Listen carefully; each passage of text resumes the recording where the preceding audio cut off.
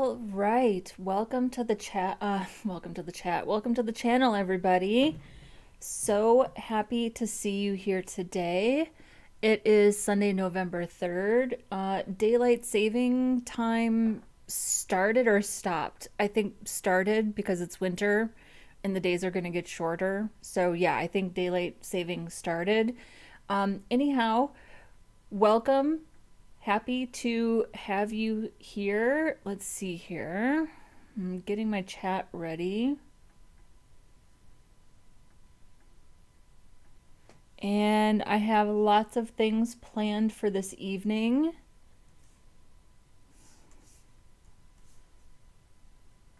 Let's see. Does that work? Hey, there we go. I think the chat is working. Let's switch here. Yep, we're working there as well. All right. So we're back to, we're working on the Frontend Mentor product list with cart.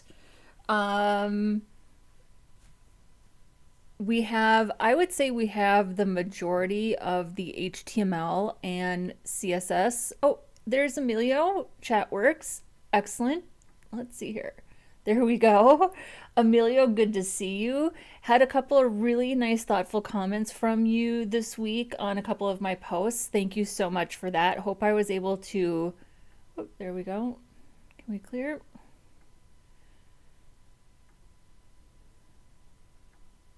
There, chat is a little, there we go. Okay, it's a little buggy. You know, open source software, you take what you can get sometimes. Emilio left me some really nice, thoughtful comments on a couple of my posts this week. I hope I was able to answer your questions. Absolutely delighted that you asked me what I think. I love it. I've been waiting. Do you have any idea how many years I've been waiting for people to ask me what it is that I think? I'm loving it, seriously. Super excited to get back to working on the Frontend Mentor product list with cart. I'm gonna wait for our friend Abdallah from Egypt to join the chat. Hopefully he is able to join us today. He sometimes works on the weekends, so he can't be here every day.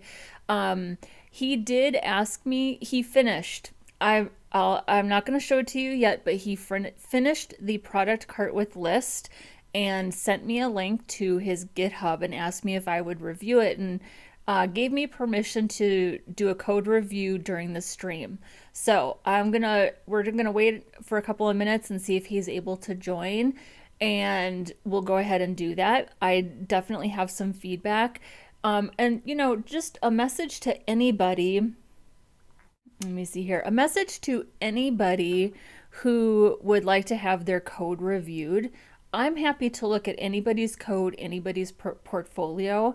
Send me, if you have a link to a GitHub or a GitHub page, something like that. I would prefer to not open mystery links in emails, but you can definitely send me a link to your GitHub, your Heroku, your GitHub page, something like that. And I'm happy to take a look at what you have going on. Code reviews for me in the past have been, I don't even know how to describe it. They've been demoralizing experiences. They can be really terrible, especially if you have colleagues who are not particularly supportive or just feel like bringing you down. I've worked at a couple places like that. I try really hard to make sure that code reviews are supportive and constructive. They should be meant to celebrate your progress. They should be meant to build confidence, to lift you up, and to, you know, send you away with constructive feedback that makes you want to improve the work that you've done and love the work that you're doing. A code review from me will not be a design review. Design is subjective. I'm not here to nitpick anybody's design. I think I've said it a million times. I don't consider myself a designer. I consider myself a person who has an eye for design or an aesthetic. So I'm not going to critique anybody's design. I'm just going to look at the code, give you constructive feedback, give you point things out that maybe you did or didn't consider, and and go from there. I think that they can make or break, especially a new developer, and I want them to be positive, constructive. Um, I want them to just be positive and constructive. I want them to celebrate your success and make you feel better. So there we go. That's what that is. So if you have something that you want me to take a look at, I'm happy to do so. You can email me. You can send it to my Instagram, which is just hang on, I'll put it in the chat. I don't spend a ton of time on social media, but I should probably get in the habit of checking at least once or twice a day. Um, yeah, so let's get started. I have a hard cutoff today of 3:30.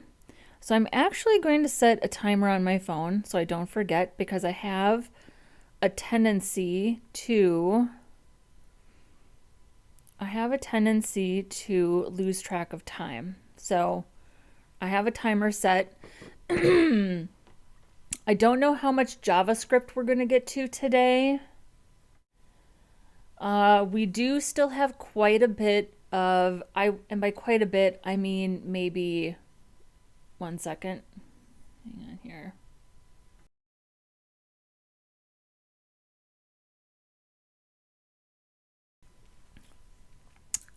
Lena, I was just thinking about you today. Hang on, I'm going to put your comment up here.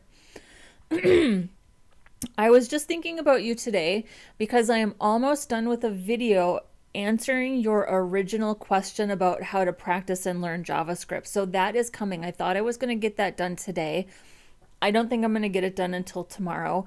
I'm also in the process of learning, what is it? What am I learning? DaVinci Resolve, it's new editing software. So it's taking me a long time to finish editing this video, but I'm almost done. Okay, let's read your comments. Have you ever worked as both a front-end developer and web designer in one role? What do you think about companies expecting both skills? Are you open to it or not? I also see myself as someone with a good eye for design, but I'm not interested in web design tasks. I'm more drawn to the technical side. Okay, let's go back to the first question. Yes, because I've worked for a lot of small, I can't even qualify it by the size of the company. I've just worked on very small teams before. And I think that on small and medium-sized teams, I can't say for sure 100%. This is just my experience.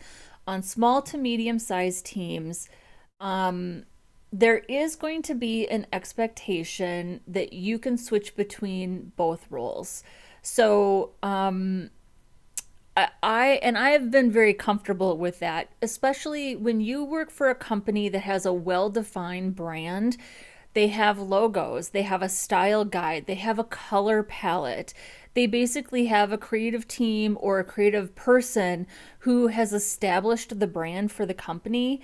In my opinion, in that case, it is very easy to do both web design and front-end development because the brand is doing almost all the work for me, making almost all of the decisions for me. After that, it's really just up to me to do like layout or, decide what accent color is going to be, the color treatment for this background SVG, what have you. So I am comfortable in that role. I was also a freelancer for about almost 3 years, and I did everything when I was a freelancer. So I did the design and the development. Now, I really struggled coming up with fresh designs and fresh layouts. So I often went out and I purchased Photoshop templates, which is the premise of this channel, to use some of these Photoshop templates and actually build out the designs that I have just sitting in my collection. And that was enormously helpful for me. That was such, I can't even describe how helpful that was for me because, again, a lot of the decisions were being made for me. I wasn't boxed into trying to be a designer when I don't feel like I'm a very good designer. I personally really like it when I have the freedom to make some design decisions because I'm comfortable doing that. I think it is in your best interest to at least be open to it.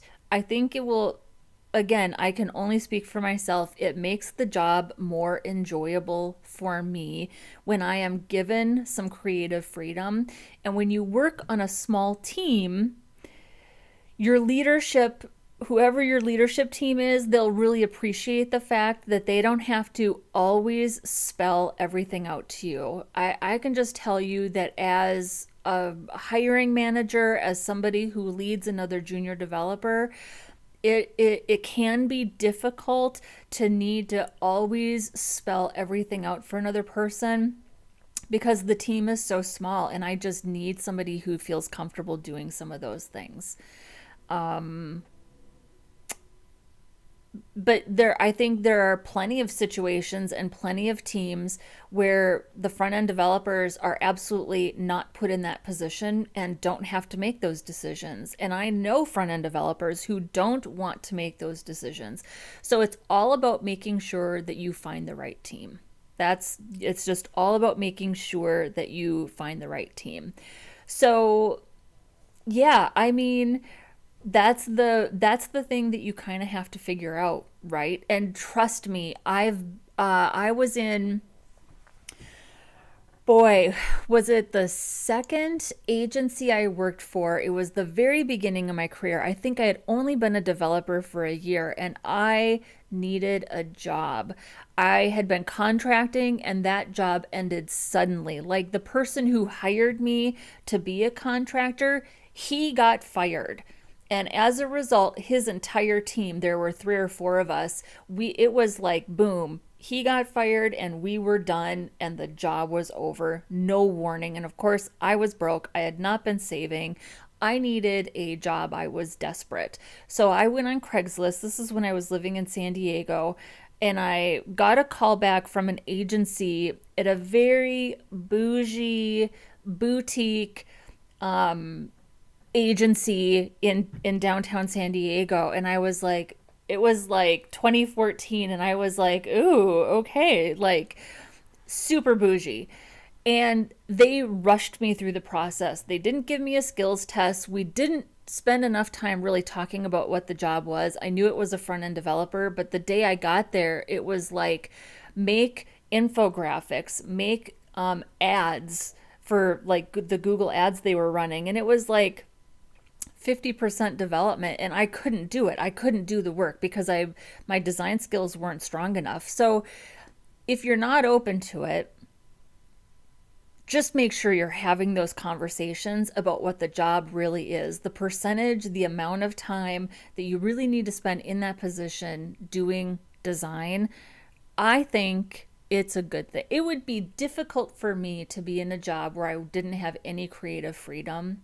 I just don't want to be solely responsible for all the creative work.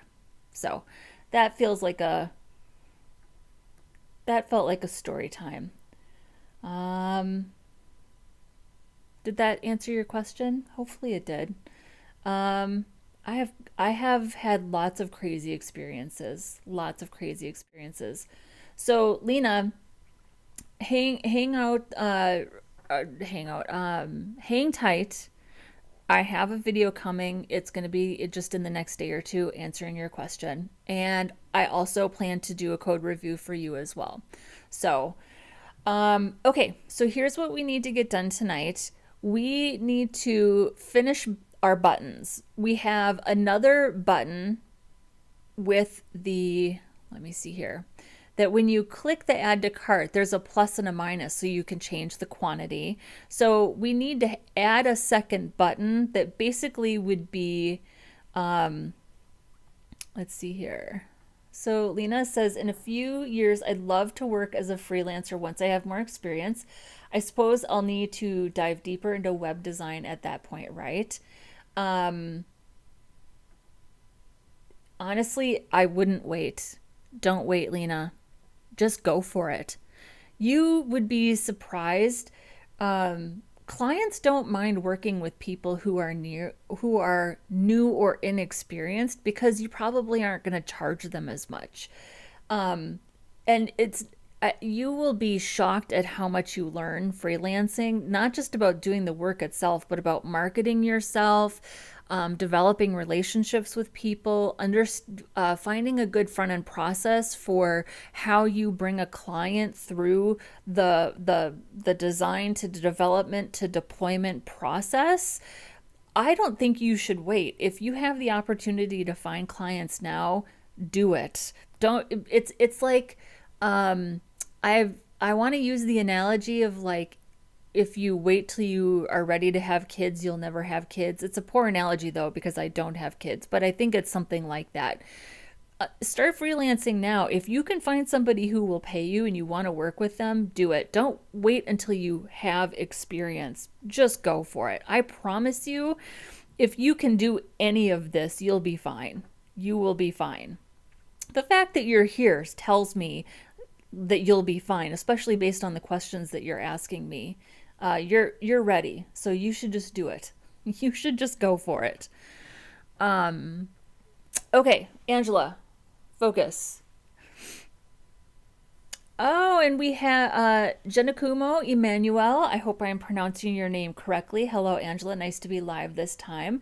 Happy to have you. Thank you for joining us. Yay, I'm so excited. You know, the first few streams that I did, the first couple of weeks, like nobody watched, and I'm glad. It gave me time to like get used to this. So, and now people show up and I think it's so cool. So thank you. Okay, so we need to add a second button that is technically hidden. So it's something that would be activated with like an event listener. So we'll go ahead and write the HTML and do some styles for the button. We also need to do a modal dialog. So again, this would be anything that's in the cart. Once you click confirm order, it does a modal dialog to show you what your order is. Yeah. So, and then if we have time, we'll do a run through and see if we need to. I mean, I think our responsive styles are pretty good. We are going to really need to check and see if how our accessibility is looking. I'm not sure. I mean, I really haven't been checking it all up until this point, and now is the time to do it because we definitely need to make sure that these buttons are accessible. So I really want to do the code review for Abdallah. I have it pulled up, but I'm going to wait a few minutes. Let's give it 15 minutes and see if he's able to join us. And yeah, we'll give it 15 minutes. We'll see if he's able to join us, and then we'll go ahead and do the code review. And then I've got his email address. If he isn't able to join us today, I'll email him after the stream this afternoon. So, all right, let's get started. So let's add another button here.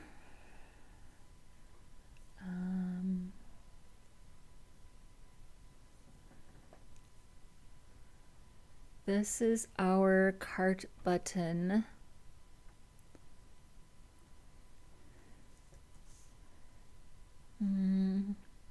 Actually, let's just do this. So we'll give this a class of cart quantity. Have I used that class yet? Cart quantity.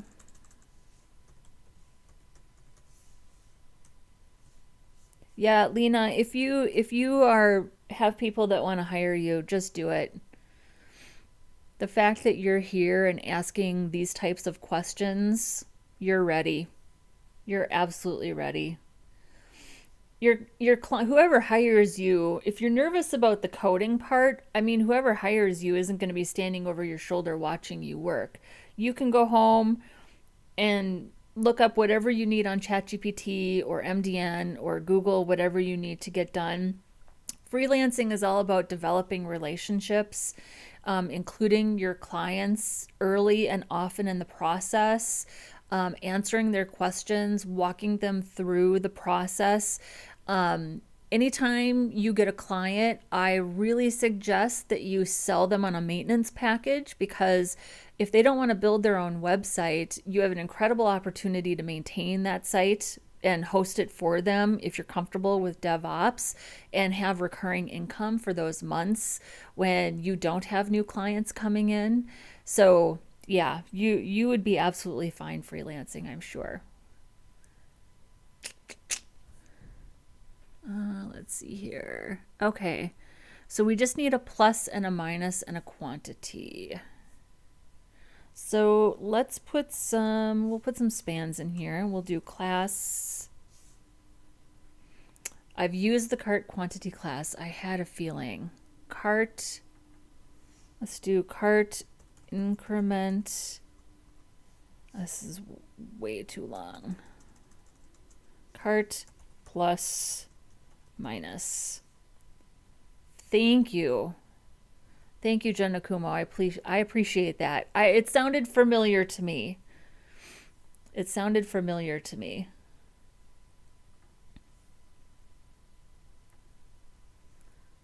And again, let me know if I'm not saying your name correctly. I don't want to be disrespectful. So this is, we'll say decrement. And then this is going to be an SVG.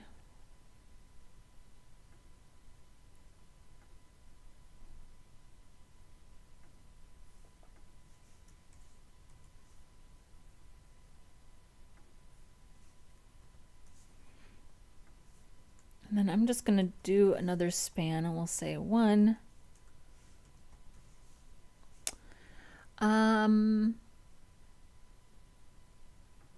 These don't need to be unique.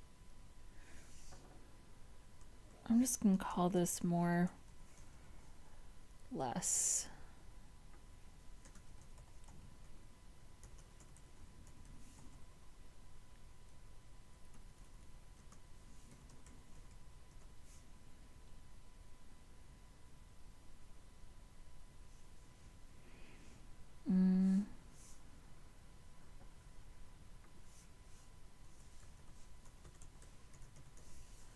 Cart quantity, quantity wrap, quantity. Okay.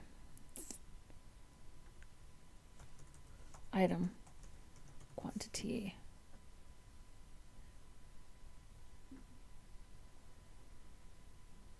And then we probably need some screen reader friendly text.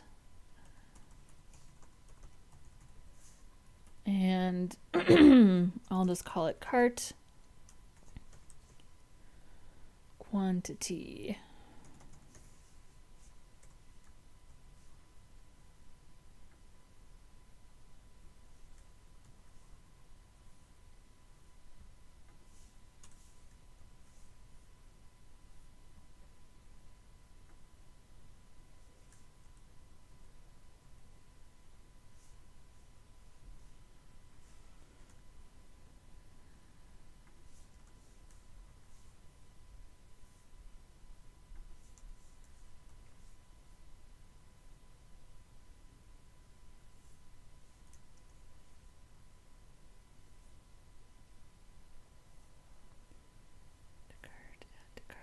Add to cart, add to cart.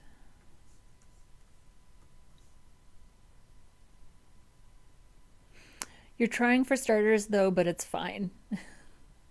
Are you talking about me mispronouncing your name? I'm so sorry about that. Did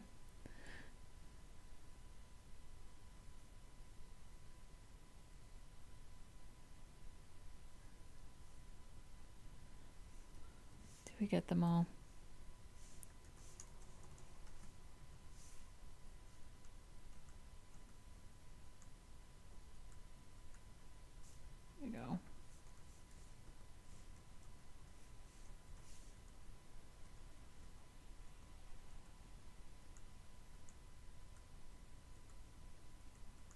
Okay, we got them.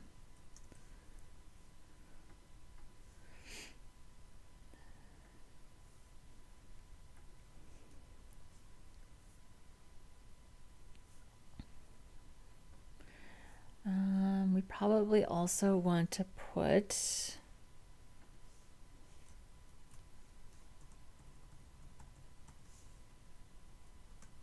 so we'll go ahead and say I'll give them an active class.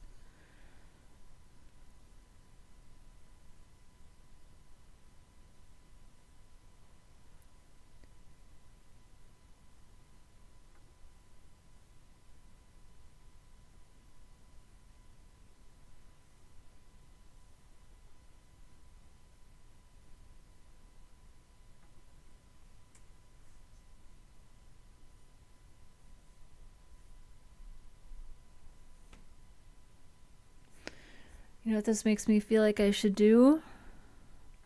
I gotta get rid of some of these. They're driving me crazy.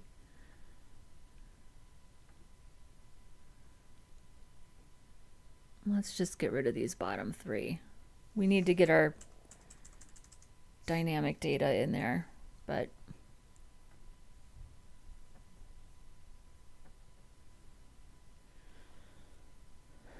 so we have, these are our individual items. Here's the cart button.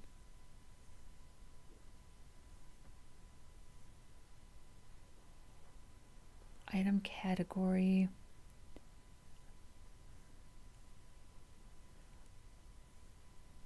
Side wrap. Okay, here we go.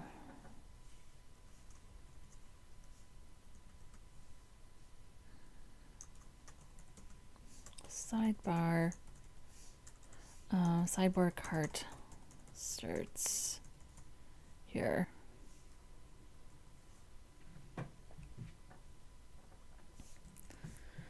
All right, cart plus minus. So we're gonna say display none.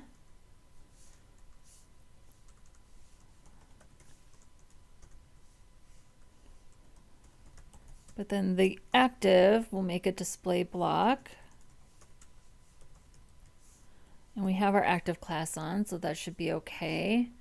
It's a button, so we'll say appearance none.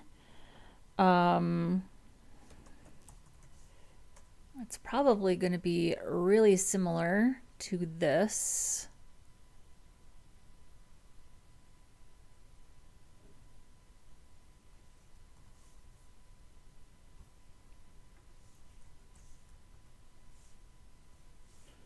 So we have our border radius, some padding, and we'll do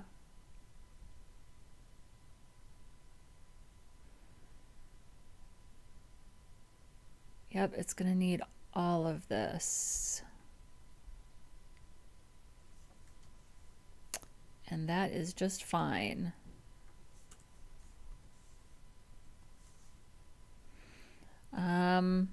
The bottom will have to be, no, it will be exactly the same because it will sit on top.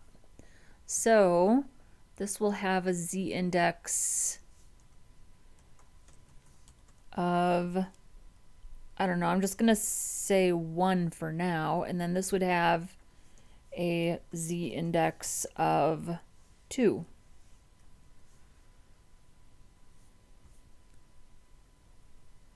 Yeah. Does that look like it's really sitting on top of it? It's off by a little bit. Let's tweak it a little here.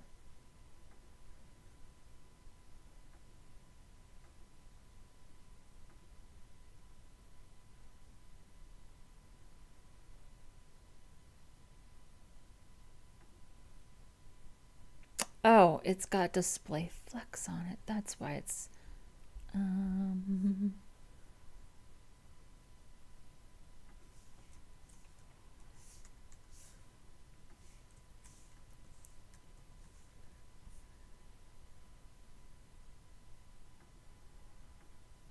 we go. So that would just be a click event to add the active class. It is not quite.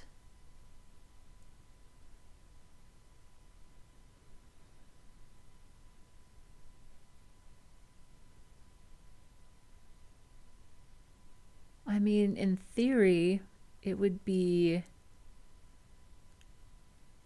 It's off by just like a pixel, which is not the end of the world, but I mean, I think that's interesting. 150 by 42.79, 150 by 41.19. I'm guessing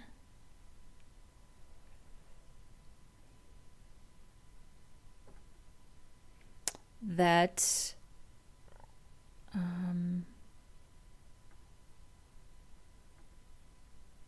oh, I bet that SVG is, so we just need to control the height. So I'm just going to control the height of the button.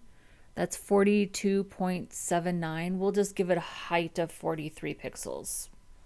I'm fine with that. I mean, we're controlling so much of this thing. This is fine. Normally I wouldn't do that.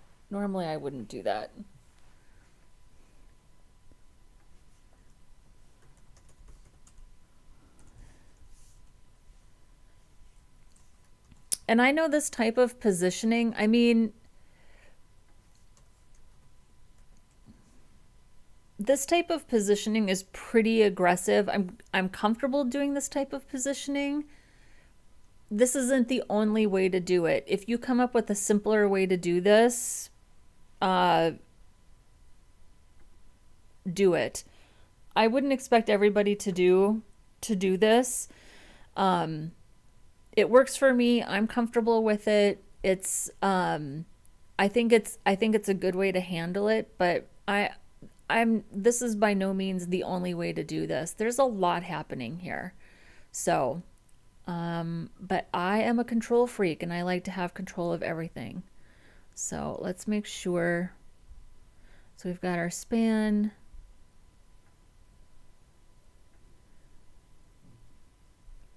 So here's our axis hidden. Here's our more or less, our one. I don't really see, did I not put the SVG in there? I don't think I did. Nope. Okay. Increment.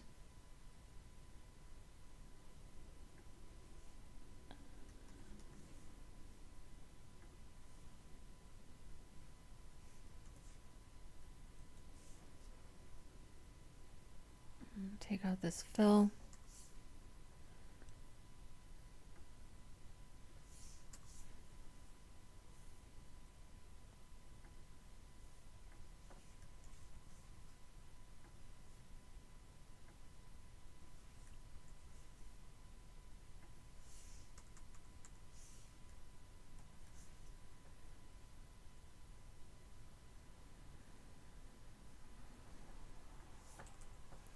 I'm going to do more, less, SVG. We'll do a fill of, is it rows 500?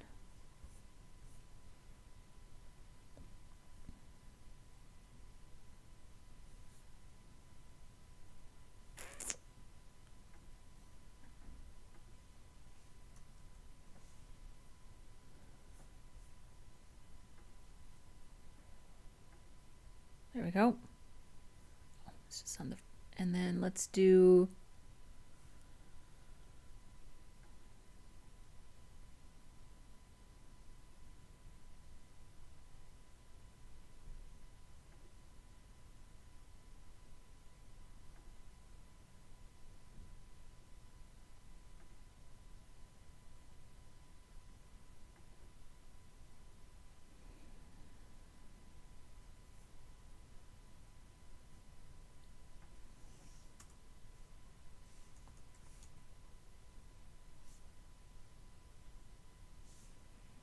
not really aligning very well, is it?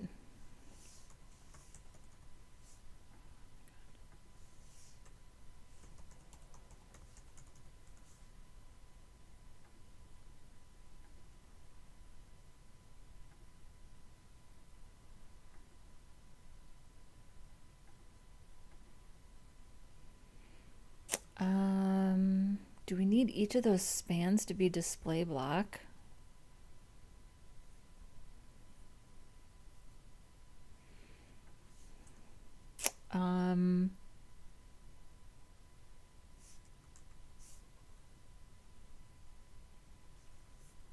Well, SVGs are by display. SVGs are by default display inline. Does it matter what the children are?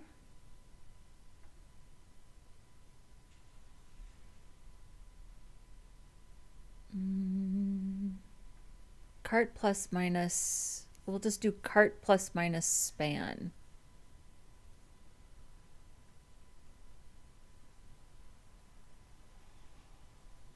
Cart button. Wait a second.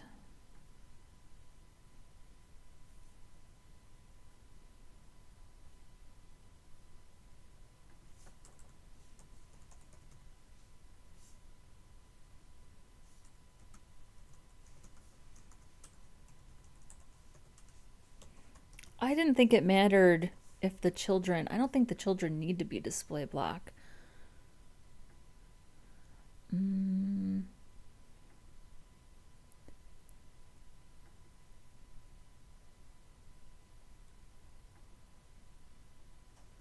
They all have the same height. Do we need to change like the baseline?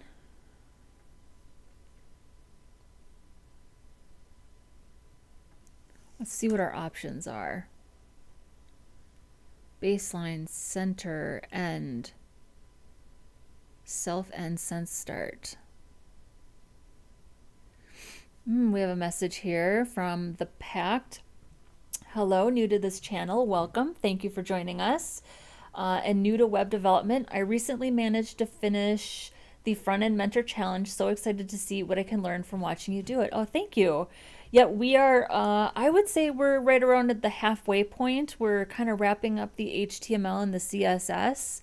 And my goodness, I am so impressed by new developers who are coding this challenge because I would say JavaScript is the thing that I work the hardest on. So proud of the new developers who are doing this challenge. You guys amaze me. So welcome, glad to have you.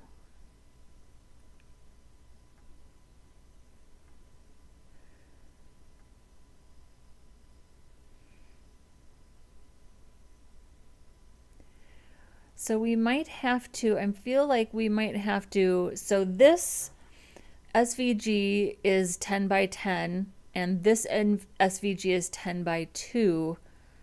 How much you want to bet that if we make these display block width 10 pixels, height 10 pixels, and then make these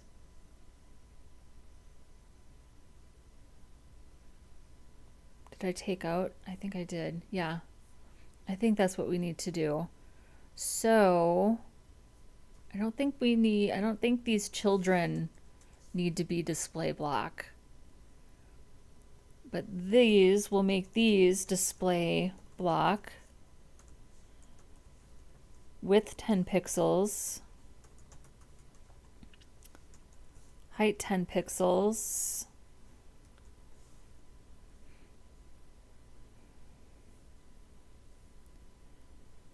And then align item center. Yep, that worked. Love that. So let's take out, let's see here. Let's take out the fill.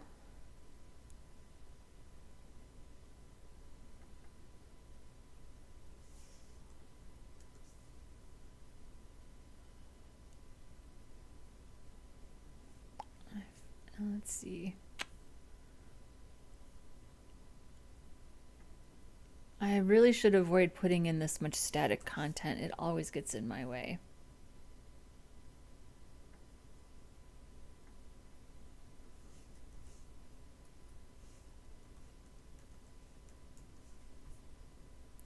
There we go. Except it's the wrong color. So we want it to be red. We also need to make those round. Gotcha.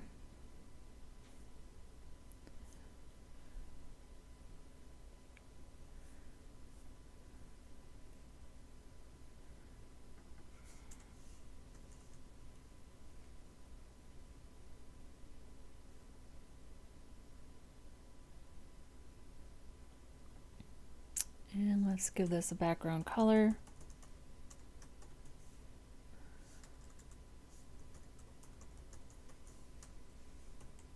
This will also be red.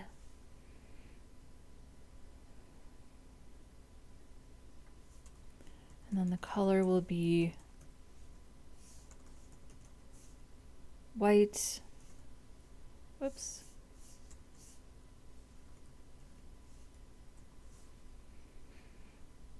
And then we actually want our fill to also be white. This will have a border of 1 pixel, solid.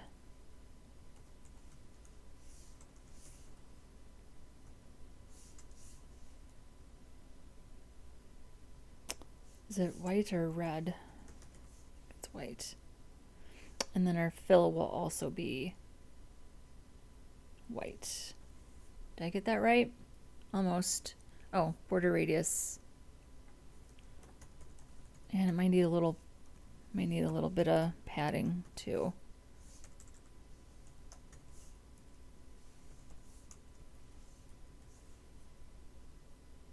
Yeah, it just needs a little padding. Does that look right? Almost. Oh, the background, so they're on hover. So the background is also red. Okay, yep, the background's red. And then on hover, it's just inverted. So we'll give it a little bit of padding.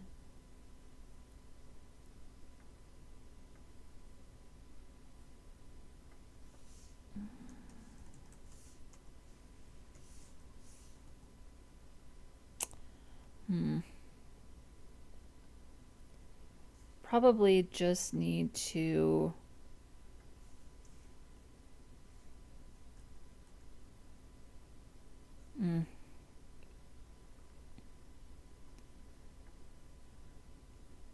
This is the part where everybody gets to watch me struggle styling SVGs.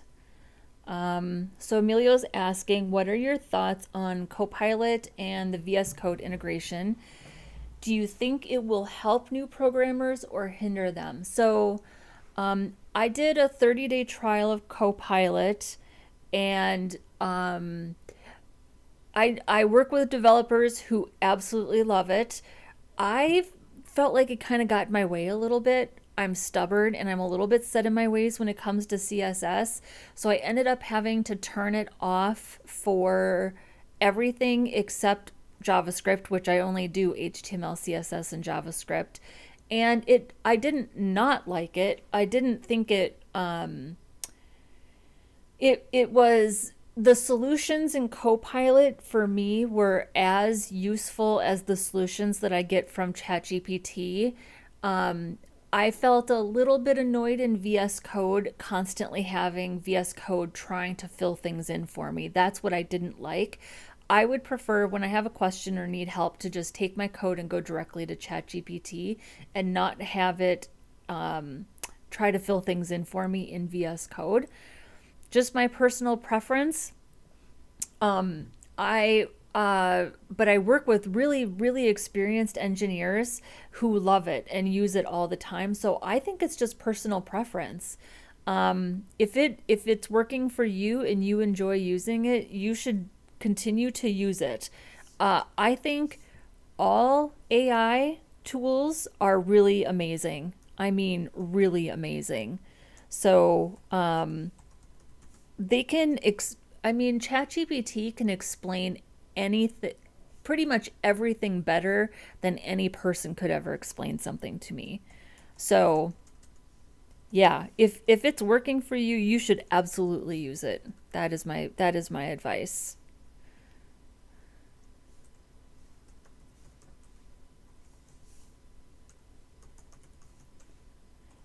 And my goodness, the price is right. $10 a month. I mean, I am paying for the premium OpenAI ChatGPT, which is like $20 a month. It's worth every penny. I would pay double. I would pay double. I mean, it's wrong sometimes, but it's mostly right.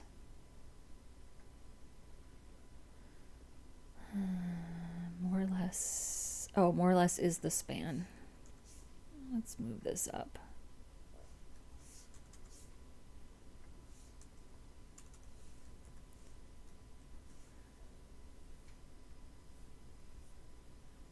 There we go. Oh, almost.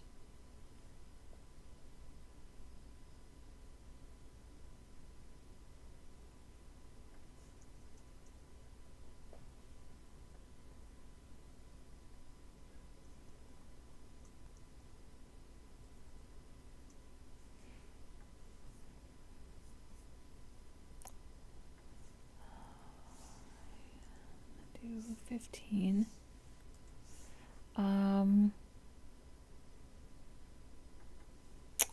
Yeah, I mean, let's flex it. Why not?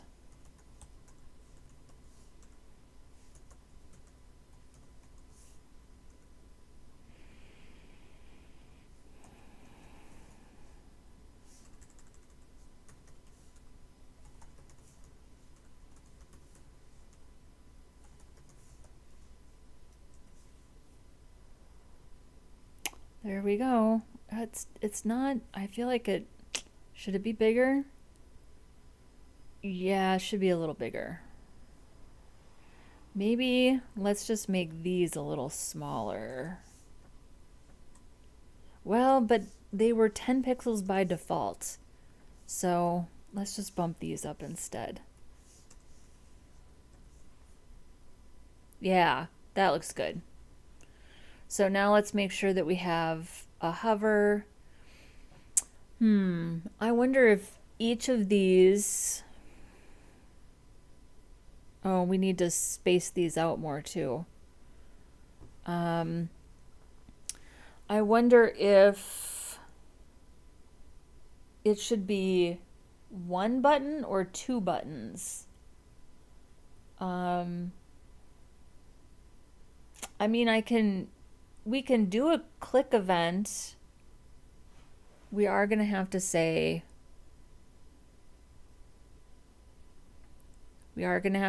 decrement. And we are going to have to say increment.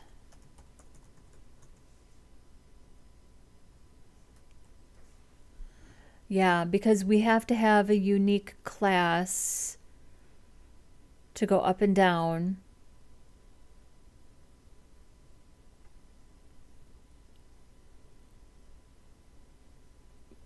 Is that okay to have them both in the same button?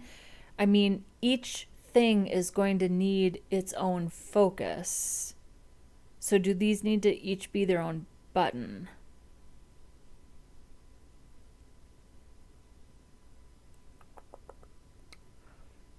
I don't know. It kind of feels like that's how. It kind of feels like that's what it's gonna need to be. What if we just make this a div? See, I'm trying to be more mindful rather than just like bulldozing my way through this HTML and CSS and then treating accessibility like an afterthought. I mean, I'm learning through this whole streaming process that I do that a lot. So I'm trying to be more accessibility minded as I'm working so I don't do all of this work, realize it's not accessible, and then have to go back and change a bunch of stuff. We're going to have to change some CSS here, but That's okay, because it needs to be accessible.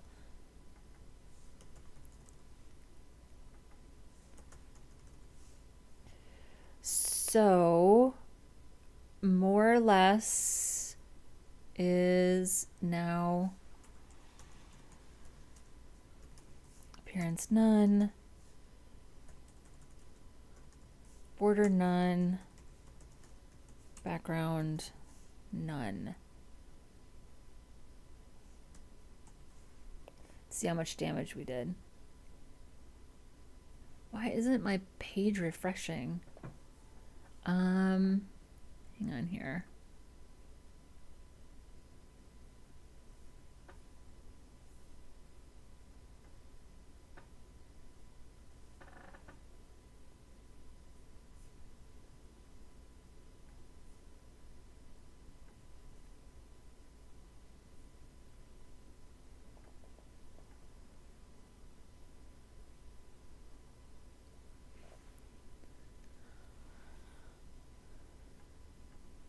Yeah, I mean, it really needs to, it's a, you and me both, Emilio.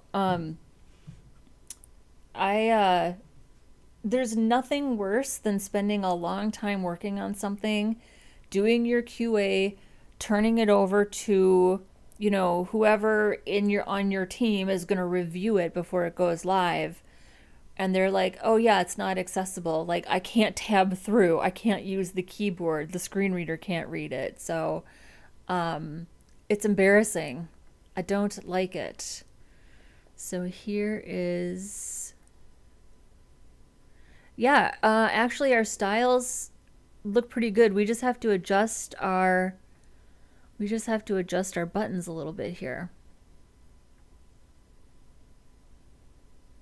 Let's see here.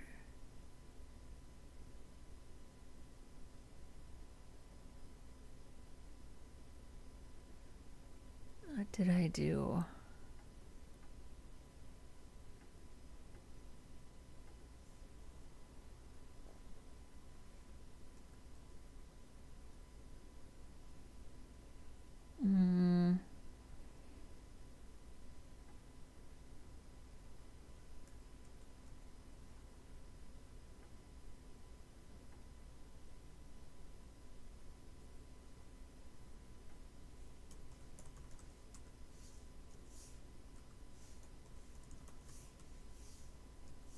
There we go. There was some default margin and padding.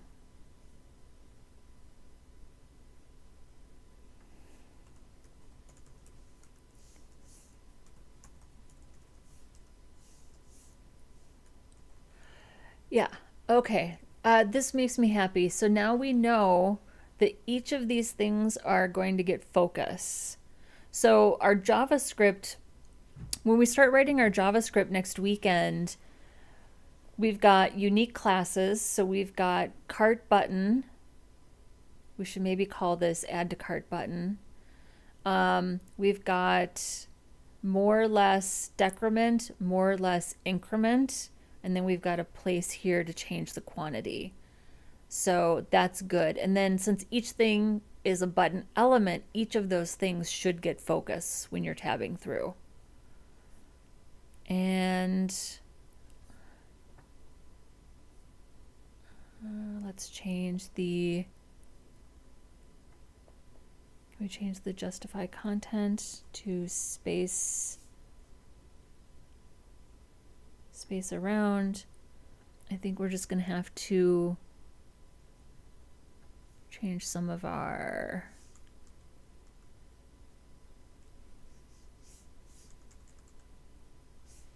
oh, there we go.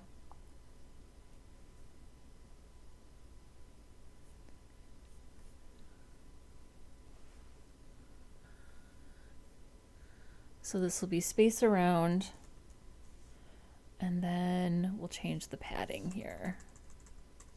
So it's 0.65 rems all the way around. So let's see how this looks if we take out our active. So we should be able to take that out. Look at that.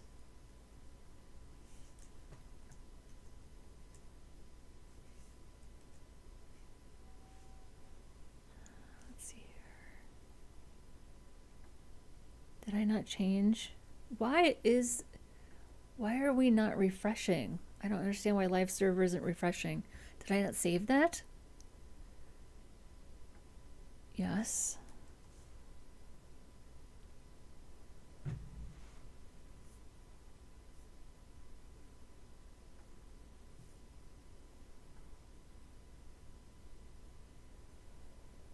Cart plus, did I put on the wrong one? Cart button, yes I did. Yes I did.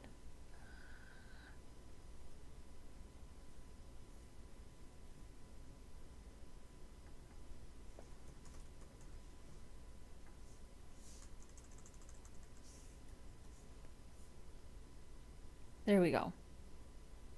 So now we're still not out all the way to the edge.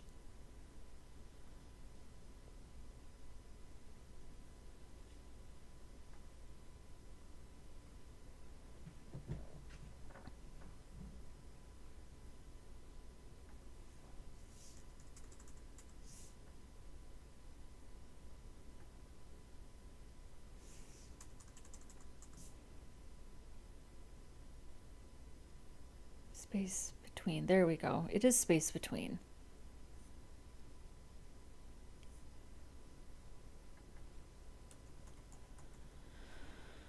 So I am going to put just a smudge left on the left and right. Okay. That looks the way I want it to now. Yeah, that looks good. So if we take the active class, let's get the active class off of here so we can actually see the hover.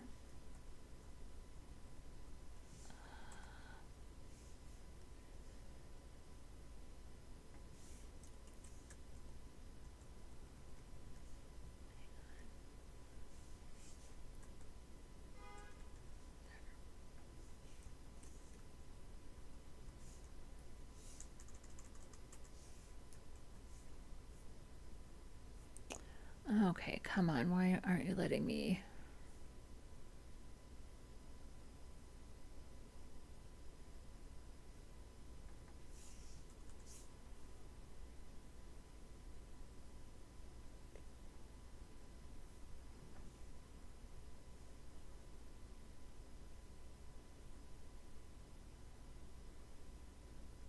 Where am I missing it? There's one, there's two. Oh, it's collapsed. All right, there we go. So now,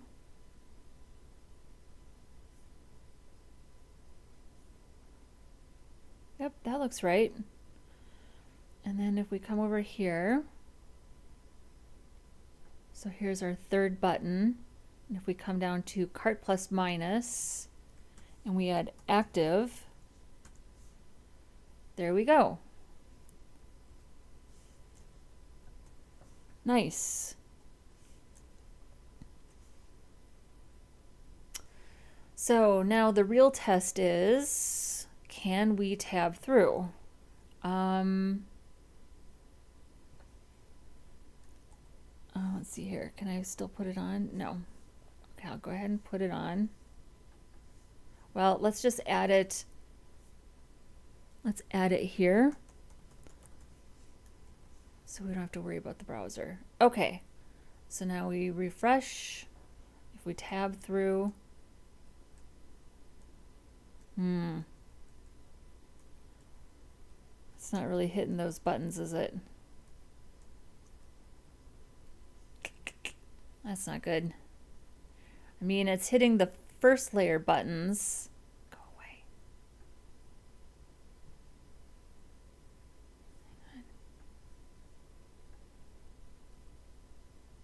So it's getting the button behind.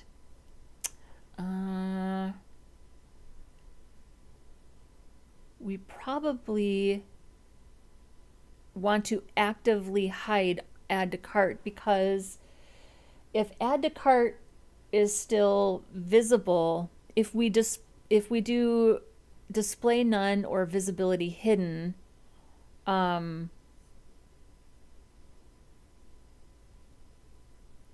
So we would want to switch. So here's the cart button. This one's active, which means that these would be not active. So let's write some CSS for that, because the browser and what gets focused when you're tabbing through is if something is display none or visibility hidden, it won't get focus. So we need to make sure that cart button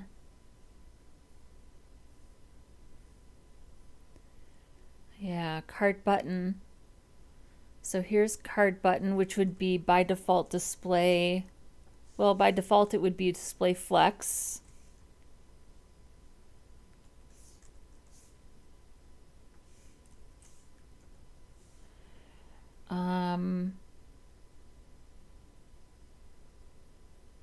Well, if we're controlling it with an active class, we'll say none, and then we'll have cart button active display flex. So here's our first article, and the plus minus is active. Here's our second article, and the plus minus is not active, so this is active. And then same here. Plus minus is not active, so this is active. So now, hopefully this plus and this minus get the focus, and then these two buttons get the focus.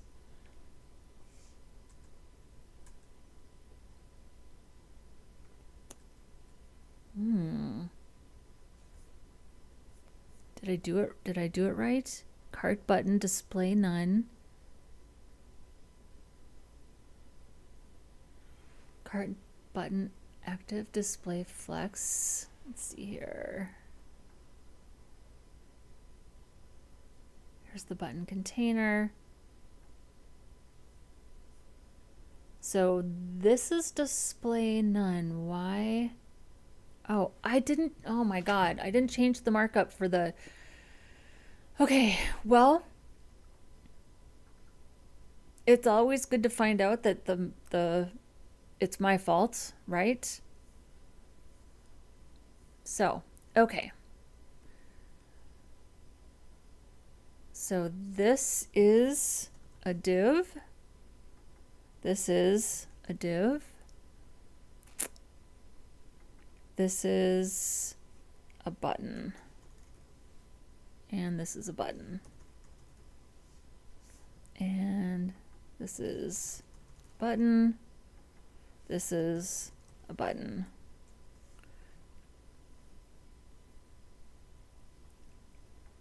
This is a div.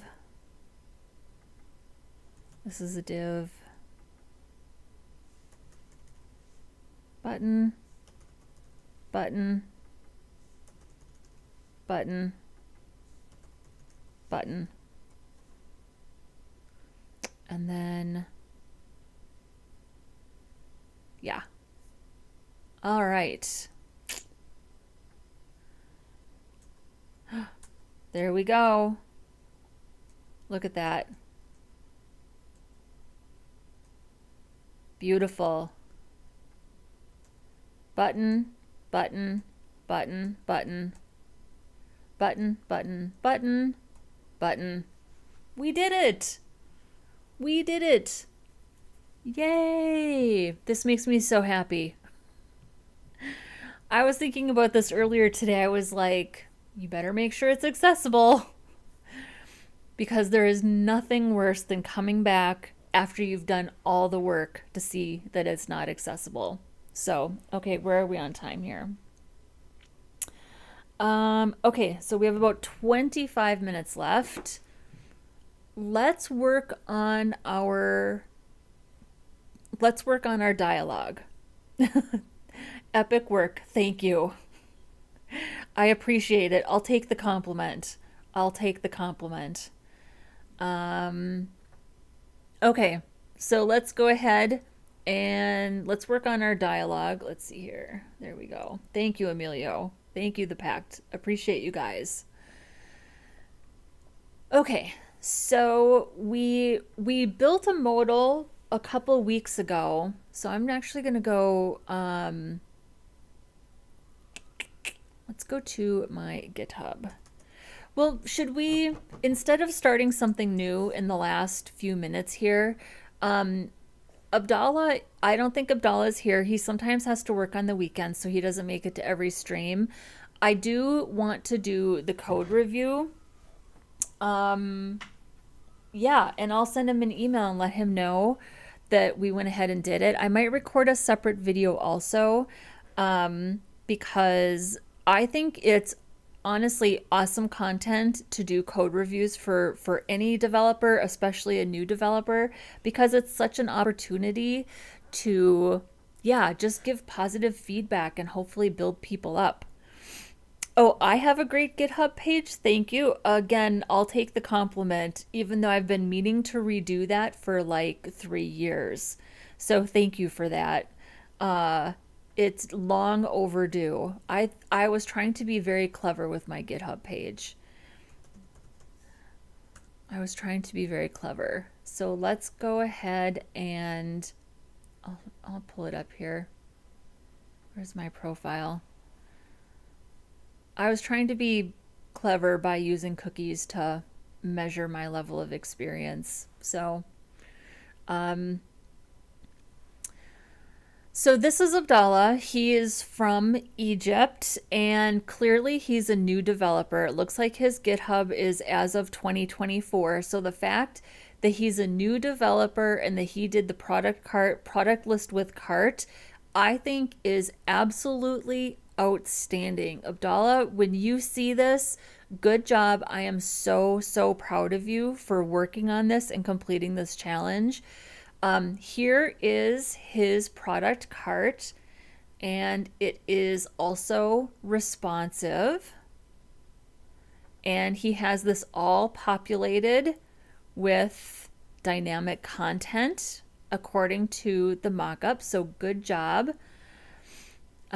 We can hover on add to cart. So let's go ahead and click. And we added waffle with berries. We can increment, we can decrement, and we can confirm order. So cool. When you click outside, we can dismiss. So let's add some macaroons. Let's add some pistachio baklava. And let's add some red velvet cake. Look at that. Such a good job. Such a good job. I mean, so proud of you for doing this, because I have to tell you, I am so nervous about the JavaScript part of doing this challenge. Oh, and that's interesting. For things that are added to cart, there's a red box. Did I not notice that? Let's see here. Okay. Oh yeah, there is. Look at that. There's a red border. I didn't even notice that for things that are added to cart. Yeah, he just did an outstanding job. Totally agree. Totally agree. So my feedback would be just a couple of things. The design, let's pull up the actual, let's pull up the style guide. Here we go. So here's the style guide from Frontend Mentor.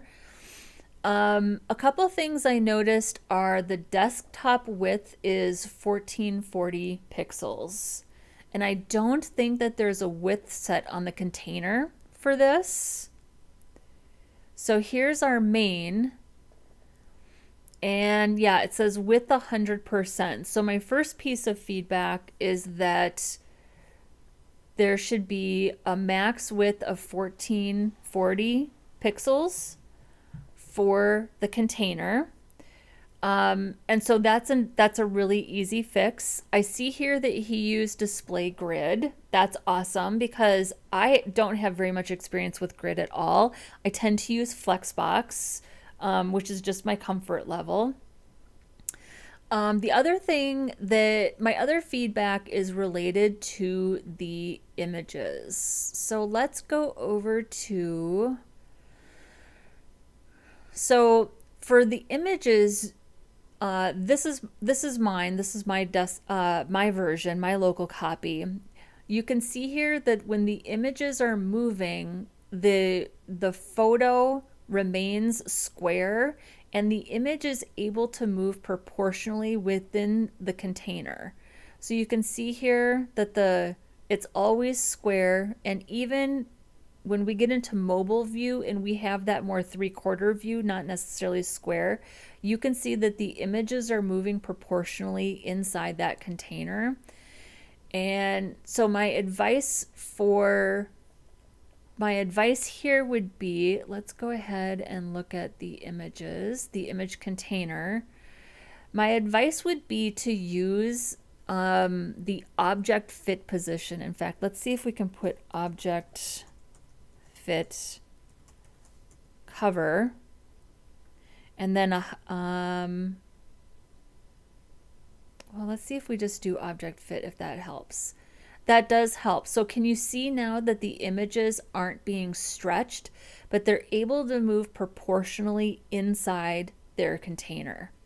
So adding object fit cover, as long as your parent container has a width and a height, and your child container also has a width and a height, when you use object fit cover, you can get those images to move proportionally. Without it, you can see that the images are getting stretched a little bit. So that's my other piece of feedback on the images. My final piece of feedback is that so Abdallah used 2 section tags. So we've got body, main, section. I would recommend for the divs using articles or not necessarily aside, but I think my feedback is just MDM article is to spend a little time getting comfy with things like article, figure. I always usually do a figure around images. He was already using section. Just reading up on what the semantic value of some of these things are. Using these types of tags like article, section, aside, figure, those things really help the browser. They help search engine optimization. They help with accessibility. It just helps the browser know what kind of content this is. Divs and spans don't have any semantic value. They can literally be anything, and the only reason you use a div versus a span is that one is block level and one is inline, and you can easily change that depending on what you need. So using articles, asides, sections, mains, figures, that just helps add semantic value to your content. It helps give your content a sense of hierarchy. It's really good for search engine optimization, and it's really good for screen readers and people who are using screen readers to look at your content or read your content. So that's my other piece of feedback. And I think I also noticed that the modal, let's see here, I think the modal should be a dialogue. And I don't know, Abdallah, if you were here when we were working on the, here's the dialogue tag right here. So using the dialogue tag, there's just a lot of things that the dialogue element will natively give you that you would otherwise need a lot of JavaScript for. So one of the things that dialogue does is, just as an example, it does something called focus trapping. So when your dialogue is open, And let's see here. So when your dialog is open, I'll go ahead and add to cart, and then I'll confirm order to open the dialog. If I start tabbing, the dialog doesn't have any focus. It's just moving through the document. Dialog will trap the focus. So once this is activated and opened, the focus will stay inside this dialog until you specifically dismiss the dialog or close it out. So that's one of the benefits of dialog. I would encourage you to just take a look at that. We also did a series a few weeks ago, maybe a month ago. Where is my ChatGPT, or where's my GitHub? Where we did a modal window. And that was something that I learned because I got almost all the way through working on a modal window. I got almost all the way through working on a modal window, and I was having a lot of trouble with focus trapping. So here the dialog is up, and you can see that the close button has automatically gotten focus. So right out of the gate, this is open and this close button has focus. So if I tab, I'm just tabbing through the dialog now. It goes back up to the address bar, and then once I tab, so everything is trapped inside this element until I close it. So that's one of the benefits of using dialog to actually build those pop-ups. Also, oh, too late. Also, ignore this until the end of your stream. What extension are you using to change the file structure and icons for VS Code? Yeah, I can show you that. I am using, is it base 16 themes? I think this is just for colors though. Let's see here. Material icon theme. Yeah, material icon theme. And it's got lots of different icon packs for different things. So Abdallah, once you see this, that's my feedback. I think you did such an outstanding job. I'm so proud of you for completing this challenge.